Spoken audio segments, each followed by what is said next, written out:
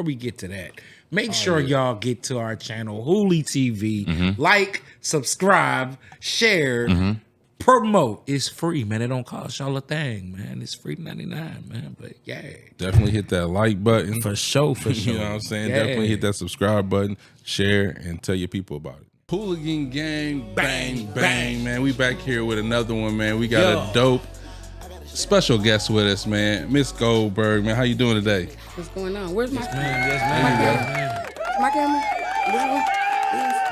Yeah. You know what I'm saying? How you doing? I'm well. You? I'm doing great, man. Beginning of the year, new year, for those who believe in the Gregorian calendar. You know, I'm not going to get started on that. But Don't even delve into it. Don't even get into it. You know what I'm saying? But for real, man. This year 2025, man. Blunt honesty is here, man. We on our way to year number 3, man. Make some noise, man. For real, for everybody that doubted, everybody that hated, everybody that laughed at us, man, we here. We still here. Man, I don't be understanding where niggas be getting all this ridicule from, man. I be feeling like we get a lot of love, bro. Man, you know, these niggas be trying to be like, oh, they little podcast, they little. Why they gotta say little in front of something? I mean, because they don't want to show the, you know, the big respect to it. You know what I'm saying? They can say little, but we done went to, you know where we at with the subs. Come on, man. Damn near 5K subs, man. Damn near 6. You told me, yeah, remember? Damn near 6 for real. Yeah. That's the shit. That's something to be proud of. Some people don't get no subscribers and never. Real talk. That's what's up. You know. Yeah, man. But how you been doing though? I've been all right. Been good. Yeah. Man, it's good to see you. God, it's good to see you in the flesh, man. I see. You know what I'm saying? Like I always see you. You know, social media, whatever. Like I rarely see you. It's great to see you. It's so weird. It's like whenever I come home, people like, "Where you at? Where you be at?" I be like, "I be in the house, like I be at home, like." Yeah. But you gotta watch those type of people though that just be wanting to ask questions, because they be seeing. If they see you on, so they know what the you doing. Like, yeah, it's weird. Like I be telling bro, like, I ask about our battle coming up. I We Facebook friends. But see what it means. A lot of people like to seem like they're out of the loop, so they don't seem like they're tuned into your shit. So it's like, let me pretend I don't know what's going on with you, so you don't feel bigger than what you are. It's weird. I don't know.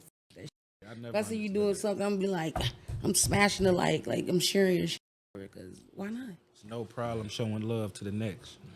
Yeah, and that's one thing for 2025, man. Hopefully, especially us as a community, can learn how to show love to each other, man. Can we do that? I mean, it's like pulling teeth. It really is. It really is, because when people see you doing something that they're either one, scared to do, or two, making waves with, they're like, I ain't sure. I don't want y'all to get bigger than what y'all are. Piggyback off that, they're gonna say 3, you're glazing. Yeah, that's a new term. You know what I'm saying? Used to be dick riding, but now it's glazing. Right, I wasn't trying to say that, but you know. It's stupid. Yeah, man. Because if you support somebody, you support somebody. Like, I get people that are like, I ain't gonna do this because it's her and she already got a bunch of followers. And I'm like, man, look, I'm regular as like, I'm just doing what I want to do. Right. And a lot of y'all scared to do that, so it just makes y'all like, leery. For no reason though, you ain't even gotta like act like that for real. Listen, you know what I'm saying? There's a lot of people that be like just like that for real, that don't really like. You look at them and you think they sedity or they standoffish, but they really cool. I've been getting that for years. I've been getting that for years. People be like, "Oh, I thought you were." I'm like, "You never talked to me." Yeah. Like you're going off of what somebody else told you. You know what I'm saying? And if I cussed you out, I swear to God, you deserved it. I don't just go around just snapping and, cussing people out and shit. Like, no. I used to tell bro this shit. I used to tell him, I'd be like, bro, you be thinking I be going off on the deep end, but it's a reason. Method to the madness too, though, but it's a reason. Like, that shit be for real. I ain't just spazzing off for no reason, man. No. You know what I'm saying? You cussed me out. Who, me? Yeah, you deserved it. Shit, everybody in this room that cuss this thing out. Yeah, I never cuss bro out. What? Not yet. The main one. Yeah. Wow. You know what I'm saying? I stretch my vocab. I don't necessarily cuss, but we done got into some arguments, you know what I'm saying? But whatever. But no, I wanted to ask you though, you know what I'm saying? We had mentioned it just a little bit out there where we was just chopping it up. Like, what about you are people intimidated by? I have no fucking clue. Well, I mean, I'm not gonna say that. I'm not gonna say I don't have no clue, because I do. I think a lot of times what it is, I have a very strong opinion, and I'm unwavering unless there's a reason for me to waver. And a lot of times when I'm having, dialogue and shit with people, they don't want to go up against me because they don't have enough facts. So I be armed with so many fucking facts that they just, immediately want to, she's mean, she's intimidating, she's this, and it's like, no, I'm literally just saying what's on my mind or whatever I want to, and just because you can't handle that, that doesn't mean I'm not gonna say it, especially if I ain't hurt nobody. Like, if you offended, then offended. Truth is the truth at the end of the day. I mean, but I've learned that even that can only go so far. A lot of people tell me it don't be what I say, but how I say it. Well, sometimes you got to say things how you want to say them, because sugarcoating shit. I mean, if I tell you, this is what I see in you, and I feel like you should change it, and blah blah blah. If I say you need to get the fuck up, and da da da da, like the delivery is gonna be different, but you're also gonna receive it different too. Like, what's the sense of me trying to offer you any type of encouragement or anything like that, and I want to sugarcoat it and be like, oh, well, maybe if you just not like, bitch, leave that nigga alone, fuck him. Yeah. You know what I'm saying? Like, that's how you need to hear it, because if I say it the other way, like, you probably ain't gonna receive it how it should be received. Like, that's just, you know what? Funny that you said it like that too. Delivery. I was just telling about, like, you gotta talk to. It's gonna be a time you just can't talk to a kid like in a baby prissy. You can't do all that.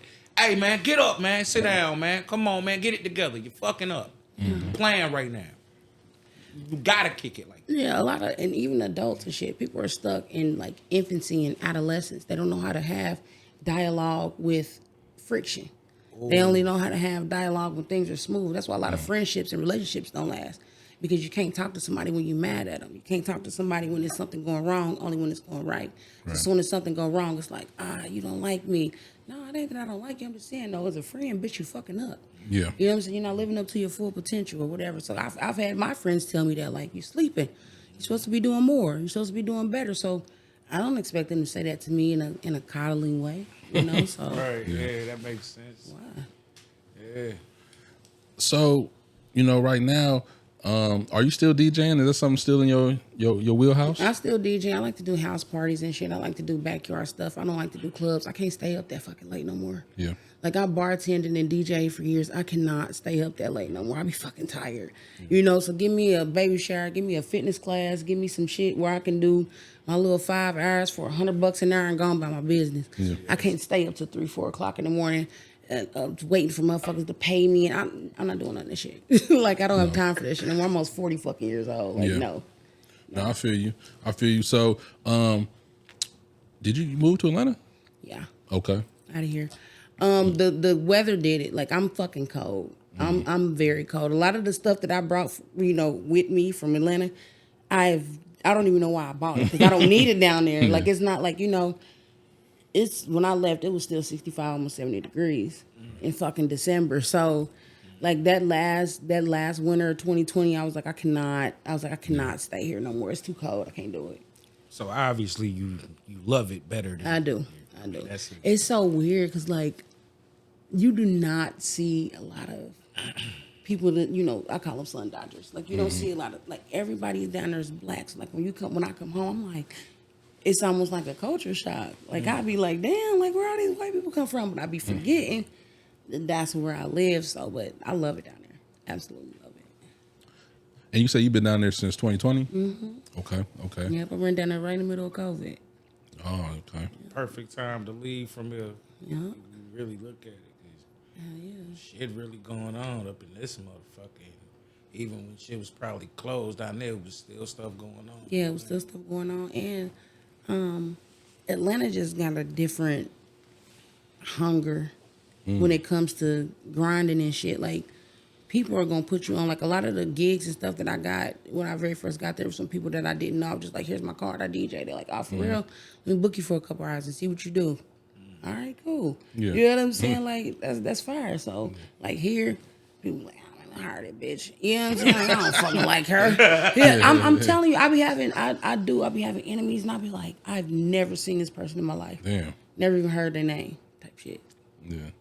And I was also gonna ask you, like, basically, like, some of the cultural differences between Atlanta and Nap. Like, we done been down Atlanta a hell of times, you know what I'm saying? I've probably been at least 15 times, but, you know what I'm saying? Yo, from your experience, I want to know, like, you know what I mean? What difference did you see? Like, I bartended in a place called the Apache Lounge, and Apache Lounge is where Jack Harlow got discovered. Okay. Like, they do shit. Like they do DJ the drama and all yeah, that. like they do the smoke. Like the big industry, you know, producers and shit. They'll be at those little hole in the wall clubs and shit. Like, you'll walk in somewhere and see Scott Storch easily, and he'll be in there listening to somebody. And although you're not mainstream, you could become popular somewhere else, like a Currency, or you know what I'm saying, shit like that, where you don't have a big following, but your following is enough to sustain your career. So Right. there, it's a little bit different because, like I said, they pretty. If you tight, they fucking gonna with fuck you. with you. They fucking with you. They don't care where you from. None of that shit. If you tight, they fucking with you. Yeah, and that makes sense. So I guess everybody that moved down to Atlanta, That's why they seem like. That's why it seems like people blow up so fast. and then they think that they from there, but they Even if they don't think that they from there, they still like, it's just a lot of support because it's so dense. You know what I'm saying? Like, here you might have, you know, an event here, an event there. You know what I'm saying? Everybody's kind of like, you know, still clicked up and shit down there. Like, they got one thing called Bonfire ATL where, you know, outside, bring your chairs, sit out, go up and perform if you want to. And they do that shit like I think it's every Sunday. Sunday is the day. When people come down there and leave, I'll be like, don't leave on Sunday. At least stay till Tuesday because Sunday, Monday is the lick. But they do. They support. They locals. They like, you'll go and you'll think it's like a famous person, but it'll just be you know, everybody supporting who they fuck with. That's tight. That's tight. Yeah, I was gonna say, you know, every time we went to Atlanta, it would always be a lot of love. You know what I'm saying? Whether we was, you know, battling or just going for, you know, whatever venture. Like, shit, they ain't never had no issue down there.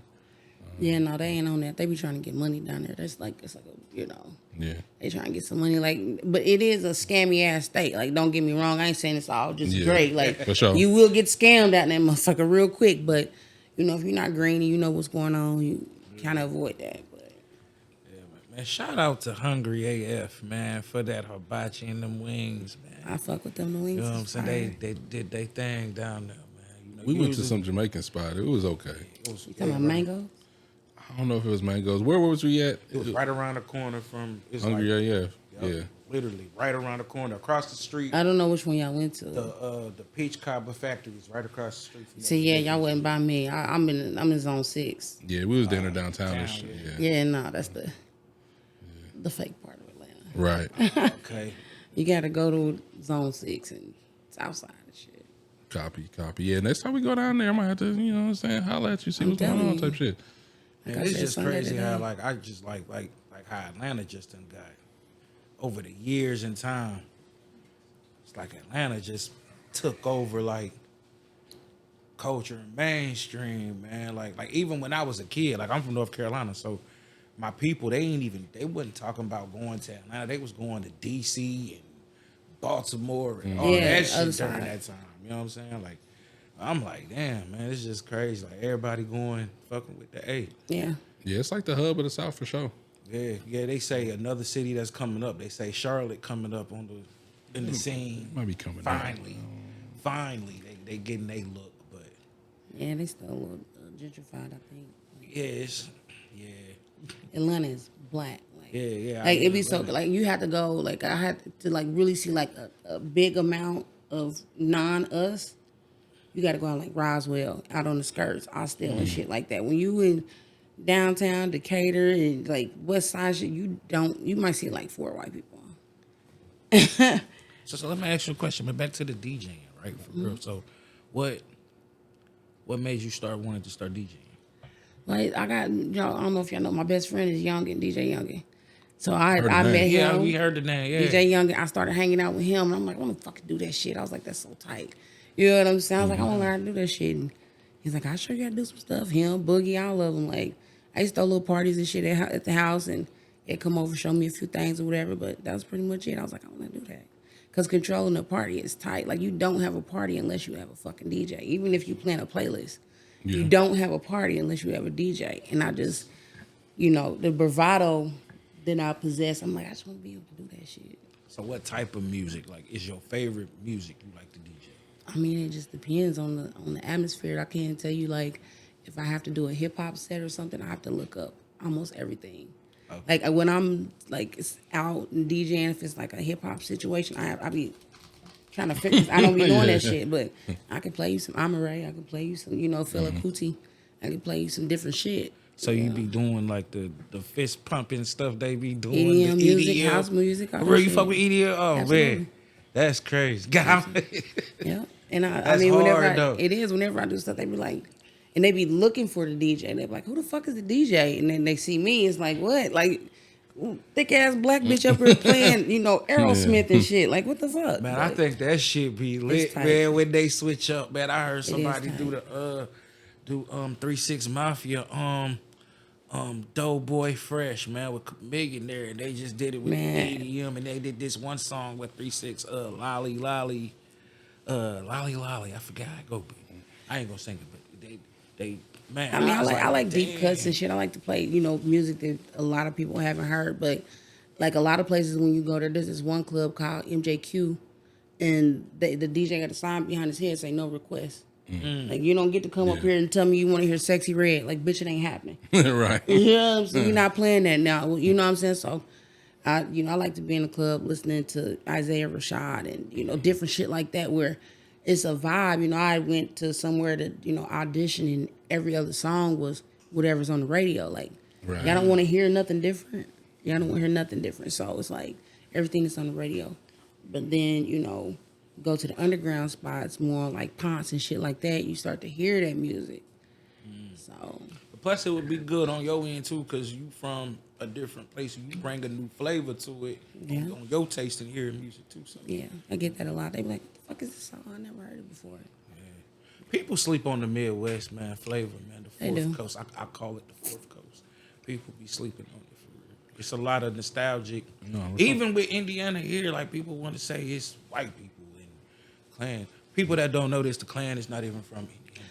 Man, that's just such a fucking 1920s, 1930s vision. You know what I'm saying? Like, I hate never when people tired of say that, narrative. man. Like, it's stupid. The Hoosiers really came from a nigga, man. If you really want to know the true story. Yeah, we had that on the last episode, didn't we? Yeah. Brought that out. Yep. But Crazy.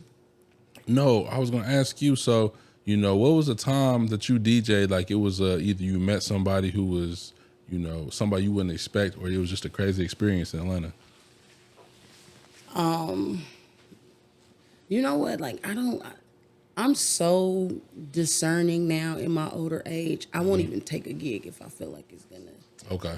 be uncomfortable for me. Like, I done got used to turning down money and shit. Like, I don't be feeling like being bothered. You know what I'm saying? Or if I know you're gonna give me a hard time, if you're trying to book me and I can hear in your voice it's finna be some bullshit, or you're not really clear on what's going on. Smell a janky promoter Man, a mile I smell away. you heard them. me? I smell them a mile away. Hey, I swear. And it's I just be we like, do that I'm shit cool. too. I pass on that, So I don't really get. I don't have a story really. So for female DJs that want to come up in the game, what advice would you give them? Don't be fucking for gigs. Don't be taking no little money. Like don't be doing shit that Applaud.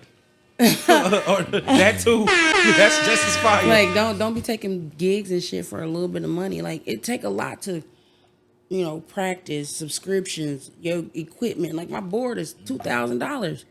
I need to pay for that shit. You know what I'm saying? If you take your gig based on if you're bringing your equipment. If you're not bringing your equipment, do you just need your laptop? Do you need this? How long do it go? Is it a bunch of stairs to get there? Like you want to factor in all those things so you can price your shit right. You don't want to take a gig for $100 an hour when you really be needing to do a flat fee of $500. Have your contracts and shit in place. When motherfuckers play in your face, you can get your money. No, real talk. So let's transition. So, from the DJing to what got you into the fashion realm with the vintage vibe? I've been dressing cute my whole life. You know what I'm saying? I've always been a thrifter.